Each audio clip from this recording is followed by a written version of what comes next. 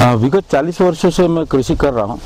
कृषि करते समय मैंने दोनों विज्ञान देखे हैं कृषि में। एक विनाश का विज्ञान जो केमिकल खेती के नाम से जाना जाता है, दूसरा नेचुरल फार्मिंग जो नैसर्गिक खेती जो निर्माण का विज्ञान कहलाता है। इन विज्ञान की प्रणालियों में मैंने कृषि की व्याख्या को समझा। कृषि की व्याख्या, संपूर्ण कृषि की व्याख्या 5 बातों से होती है।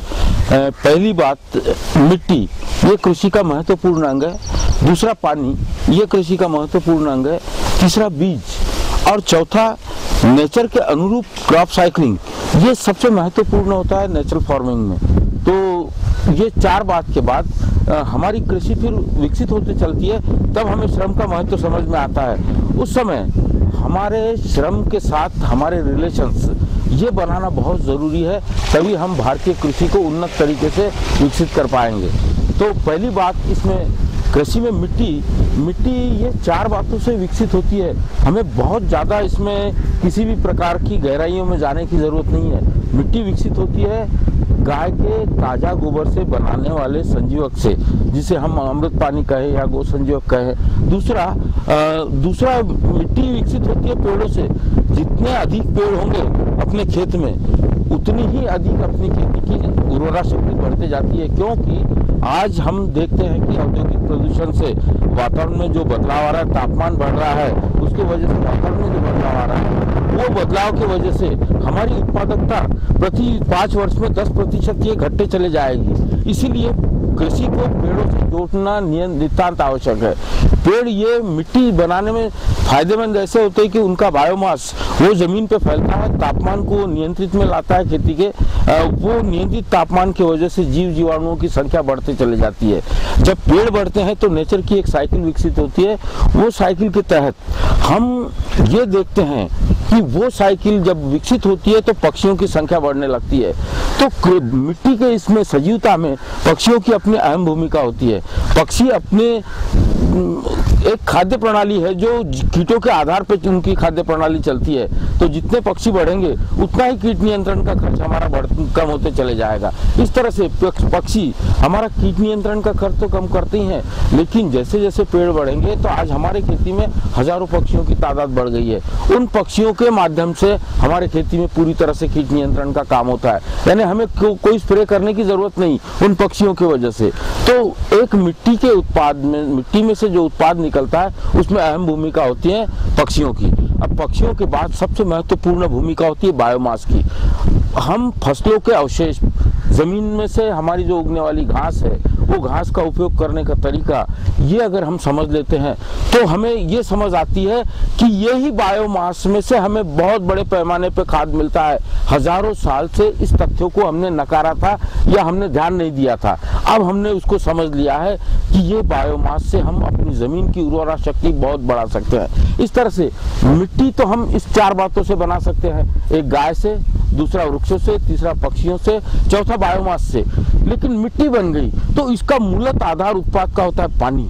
पानी के लिए तकनीकों में बदलाव अगर हमने लाई तो हम एक देश में क्रांति पैदा कर सकते हैं। उसके तहत हमने 2 प्रणालियां यहाँ विकसित की है। एक, उस प्रणाली का नाम है ब्रॉड ट्रेंच लॉकिंग सिस्टम, दूसरा है माइक्रो ट्रेंच लॉकिंग सिस्टम। ये 2 प्रणालियों को अगर हमने देशव्यापी इसका विस्तार किया तो देश में कहीं भी पानी की कमी नहीं होगी और बारिश का गिरने वाला पानी हमारे लिए अमृत तुल्य है। ये पानी को अगर हम खेत में रोक दिए तो इसके सहारे हम अपना उत्पाद बढ़ाएंगे। तो हम अब यही तकनीकों का देखने जा रहे हैं कि ये तकनीकें कैसे हम लोग विकसित किए हैं, कैसे इन तकनीकों में हम बुआइयां करते हैं। तो आप ये पूरा अभी खेत देख रहे हो, ये पूरा खेत हमने जुताई करके तैयार कर दिया। नागर बखर से ये खेत तैयार हो गया। अब ये नागर बखर से तैयार होने के बाद हम इसको बैलों के द्वारा सारियां बनाते हैं और उस सारियों में 10-10 फीट के ऊपर उसको लॉक करते हैं। इसको ब्रॉड ट्रेंच लॉकिंग सिस्टम कहते हैं। अब वो आप यहाँ प्रत्यक्ष से कैसे बैल चल रहे हैं, कैसी सारियां बन रही है, यहाँ पे ऊपर देखेंगे आप।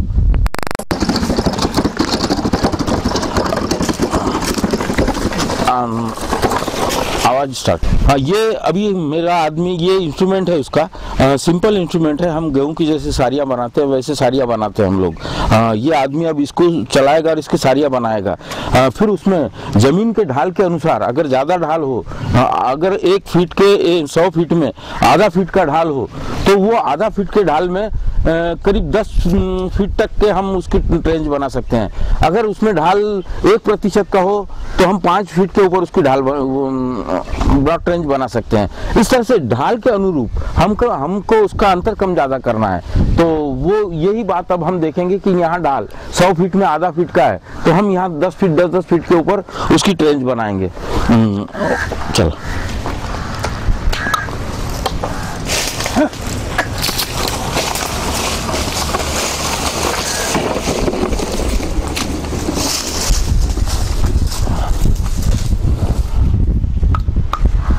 शेवटची मग घेजो, इकडे वरतच जाजो तू करत ए बेटा ते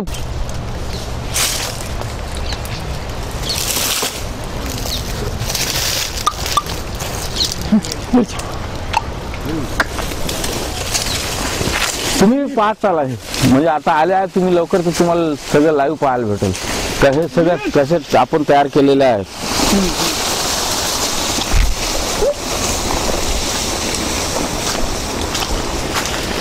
हे आता नंतर पाहणार आहोत आपण सगळं, हे आता तुम्ही पाहून घ्या।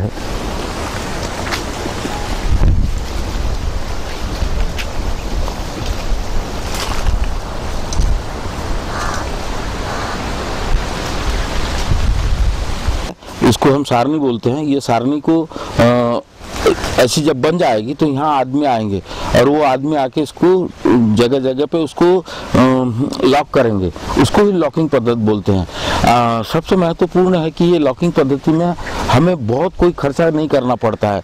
हम ये जो ब्रॉड लॉकिंग सिस्टम बना रहे हैं ये देश के उन किसानों के लिए जो छोटे किसान कहलाते हैं, जो 2 एकड़ का किसान हो तो वो अपनी उपज कई गुना इसमें बढ़ा सकता है। इसमें हम 4 फसलों को एक साथ लेते हैं, वो 4 फसलों में ही एक मल्चिंग का काम करती है। इस तरह से वो मल्च होने से पानी का बाष्पीभवन नहीं होता, वो पानी वहीं पे रुक जाता है और उसकी नमी से उस फसल की उत्पाद बढ़ती है। बारिश का आने वाला पानी, इसकी गहराई चूंकि 15 सेंटीमीटर गहरी होती है तो बारिश का पानी अगर 15 सेंटीमीटर एक दिन में अगर 5 सेंटीमीटर 10 सेंटीमीटर भी बारिश हो तो वो पानी पूरी तरह से जगह पे रुक जाता है।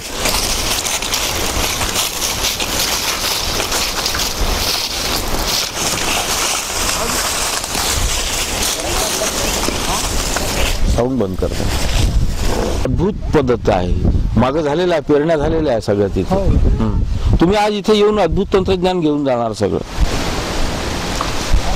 कड़ी दिखा, ये लकड़ी 5 फीट की बनाई है।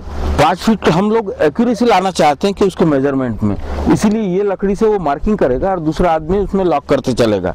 इसमें बहुत समय नहीं लगता है, 2 आदमी दिन भर में 2 एकड़ का काम कर डालते हैं।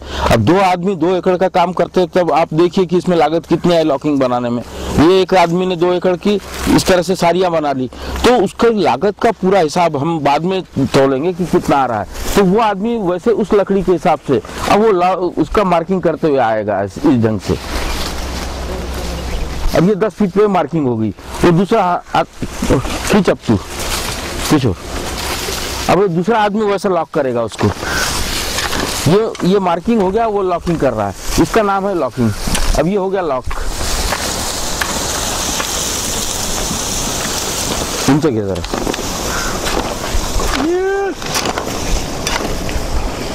दूर थोड़ा सा। अब ये हो गया लॉक। इस ढंग से ये लॉक बनते हुए चल रहे हैं इसके।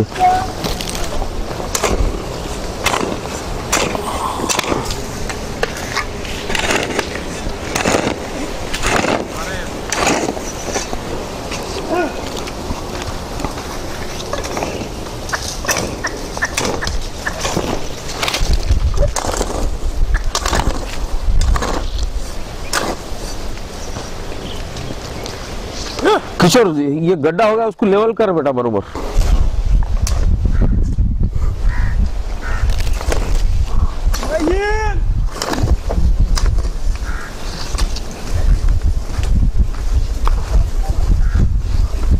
दूर से मट्टी खींच ले जरा से, कड़ी माती ओढ़ दे जरा से। चल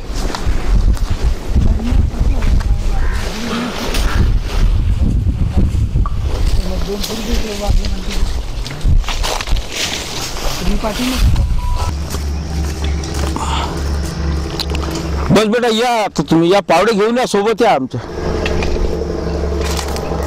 उन दो आदमियों ने ये पूरी बना लिए, ये पूरी ट्रेंच का एक खेती तैयार हो गई।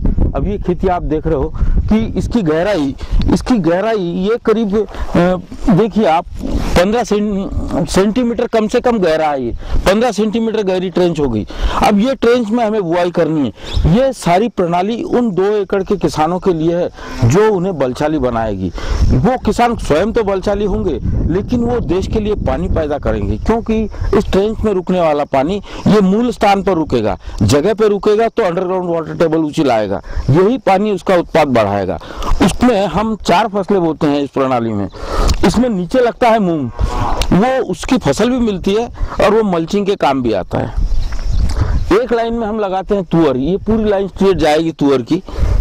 दूसरी लाइन में हम लेते हैं इसमें ज्वार, यानी एक तुअर एक ज्वार, एक तुअर एक ज्वार, ये अल्टरनेट सिस्टम चलेगा। नीचे लगा दिया मूंग। ये आड़ी लॉकिंग जो है, ये लॉकिंग में हम तिल लगाते हैं। ये इसमें तिल लगाई हमने, तो ये तिल का उत्पाद ये चौथा हुआ, यानी एक मूंग हुआ, एक तुअर हुई, अरहर हुई और एक ज्वार हुई और चौथी तिल हुई। लेकिन हम 2 एकड़ के किसान हैं, चूंकि हमें अपनी सब्जियां खुद को चाहिए, तो हम लोग इसमें क्या करते हैं, एक लाइन में सब्जियां लगा देते हैं। तो पूरा बारिश भर हम इसी ट्रेंच की सब्जियों से अपना गुजारा करते हैं। हमारी स्वयं की इसमें ग्वार है, भिंडी है, चौला है, करेले है, इस तरह की कुछ बेल की फसलें, तो एक ट्रेंच में। इसमें एक महत्वपूर्ण बात यह है कि ये प्रणाली में एक ही बार आपको जुताई करनी है, बाकी कई वर्षों तक न यहाँ बैलों की जुताई होगी न कुछ होगा। सारा इसी तरह ये डैमेज होगा तो उसको रिपेयर कर लेंगे हम पावड़े के सहारे। इस ढंग से हम उसको रिपेयर करके अपनी हमेशा के लिए इसमें जुताई की व्यवस्था बंद हो जाती है। लेकिन प्रति वर्ष जैसे जैसे इसमें बायोमास गिरता है वैसे वैसे उपज बढ़ते चली जाती है, यानी धीरे धीरे हम 5 क्विंटल की अरहर से 20 क्विंटल तक जा सकते हैं। ज्वार का उत्पाद भी हम पहले शुरुआती दौर में ही प्रति एकड़ 5 क्विंटल, इसमें 2 क्विंटल का मूंग की उपज मिल जाएगी, 5 क्विंटल प्रति एकड़ ज्वार की उत्पाद मिलेगी, और कम से कम 5 क्विंटल से 10 क्विंटल जमीन के अनुसार, जैसी उसकी फर्टिलिटी है उसके अनुसार कम से कम 5 क्विंटल अरहर का उत्पाद प्रति एकड़ मिलेगा। इस ढंग से ये हमें उत्पाद तो मिलते ही है, लेकिन अब ये मूंग की फसल, इसका बायोमास, इसका मल्च हो जाएगा, तो वो मल्च एक तो नाइट्रोजन फिक्सेशन भी करेगा मूंग की फसल, और उसके साथ ही वो मल्च होगा, उससे पानी का बाष्पीभवन नहीं होगा।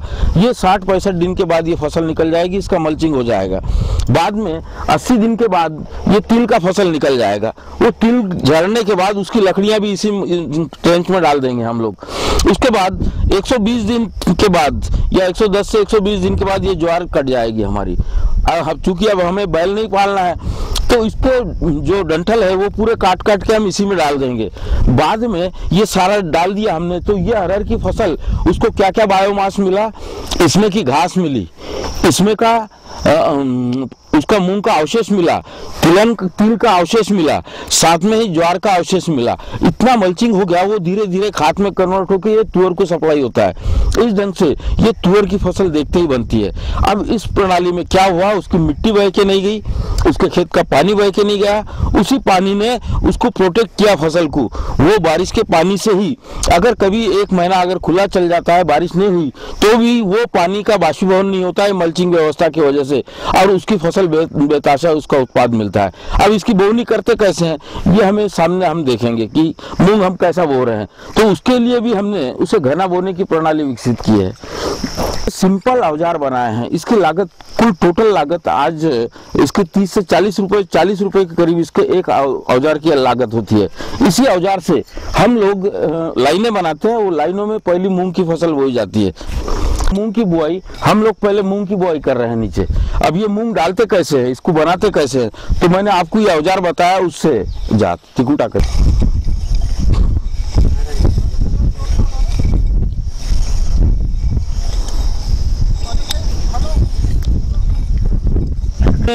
ऐसा पूरा उससे जमीन से उसने लाइनें मार दी। अब ये लाइनों में वो मूंग डाल रही हैं, तो इसका एवरेज अंतर 9-9 इंच के ऊपर वो मूंग का बीज डाल रहे हैं। इस तरह से ये इतना उसका जो क्रॉप है उसका बायोमास इतना अधिक मिलता है और उपज भी इसकी ज़्यादा मिलती है, क्योंकि प्लांट पॉपुलेशन भी सेट हो जाता है, इसमें एक्यूरेसी प्लांट पॉपुलेशन की मिलती है।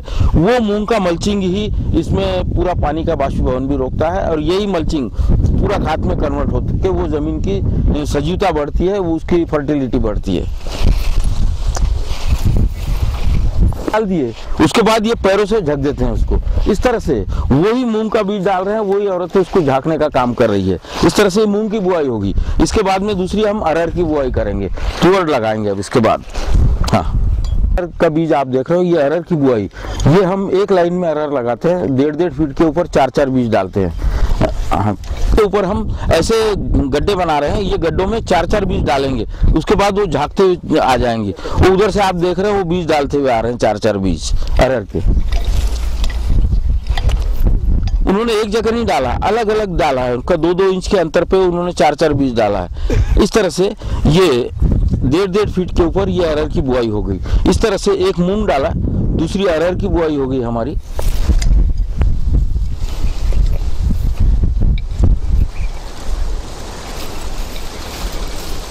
औजार से वो लोग एक लाइन बनाते हैं, उसी में ज्वार का बीज डाला जाता है।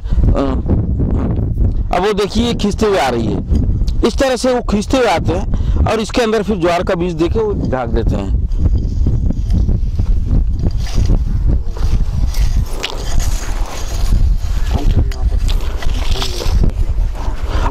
हाँ, ये अभी ये ज्वार का बीज इन्होंने डालना चालू कर दिया है। ये ज्वार और पीछे एक औरत वो झकते हुए आ रही है। इस तरह से इन्होंने ज्वार का बीज भी ये ट्रेंच में डालना, ट्रेंच के बेड के ऊपर ये डाल रहे हैं ज्वार का बीज।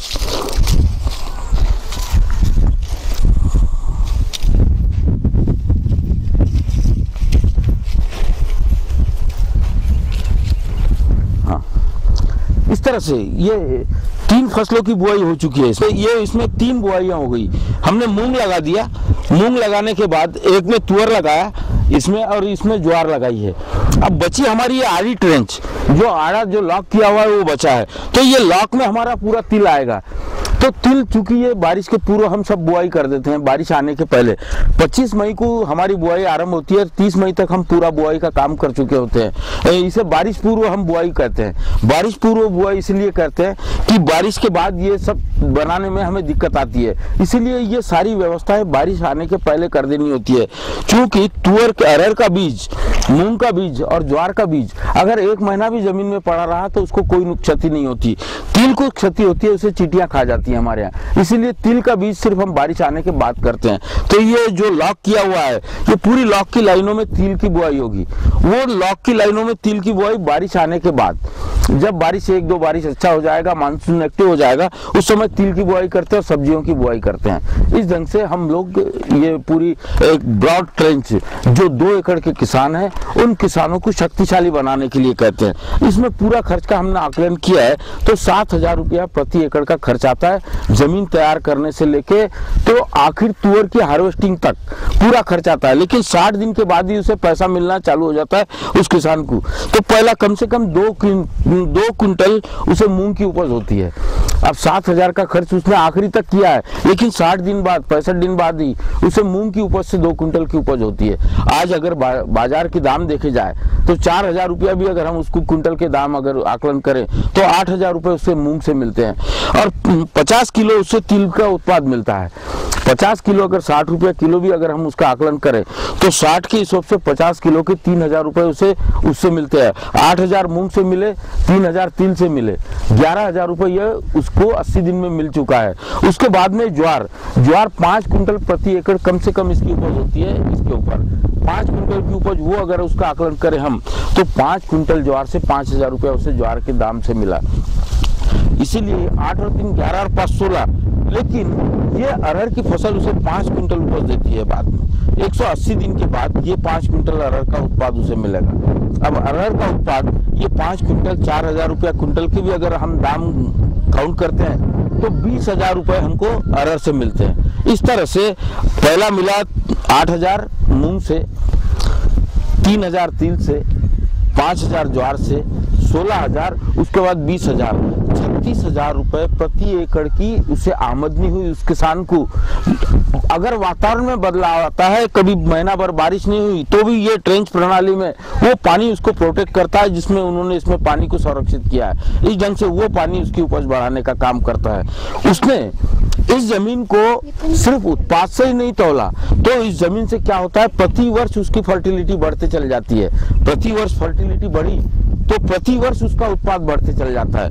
प्रति वर्ष वो पानी जगह पे रोक लेता है, तो वो प्रत्येक सेंटीमीटर में करीबन 70,000 लीटर पानी ये अंडरग्राउंड वाटर टेबल में वो कन्वर्ट करता है। इस तरह से वो किसान देश के हित में भी काम कर रहा है। वो 70,000 लीटर पानी को अंडरग्राउंड वाटर टेबल में कन्वर्ट कर रहा है। इस ढंग से उसने पानी भी पैदा किया, उसने मिट्टी भी बनाई, उसने अनाज भी उगाया, यानी स्वयं भी सक्षम हुआ और एक नई वाटर सिक्योरिटी और फूड सिक्योरिटी का एक नया इतिहास वो बना सकता है। इस ढंग से अगर हम कृषि में परिवर्तन लाते हैं तो अब देखिए ये धीरे धीरे हमारी सारी बुआइयां यहाँ पे हो चुकी है। अब ये पूरा 3 एकड़ का एरिया में हमने ये ब्लॉक ट्रेंच लगाई है। कंटूर प्रणाली है। अभी हमने जो देखा वो सीधे प्रणाली में लगाया था, ये कंटूर प्रणाली में यहाँ हमारा पूरा जीरो लेवल निकाल के, कंट्रोल लाइन निकाल के उसको पैरेलल हमने ये पूरे बेड बनाए और ये बेड में ही पूरा हमने बुआई की है। अब ये पूरा करीब 2.5 एकड़ का पूरा पैच है। ये 2.5 एकड़ में पूरा ये कंट्रोल बेड, ये ब्रॉड लॉकिंग सिस्टम हो गया है, ब्रॉड ट्रेंच लॉकिंग सिस्टम।